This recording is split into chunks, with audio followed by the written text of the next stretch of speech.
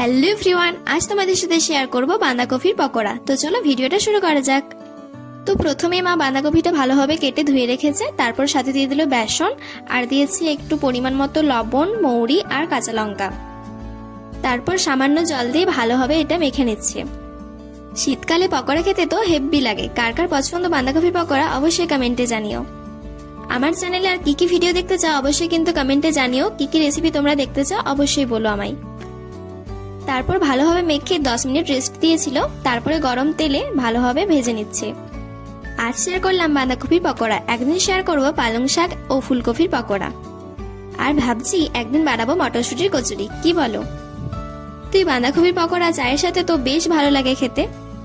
তারপরে মা একে একে সব পকোড়াগুলো ভালোভাবে ভেজে নিল।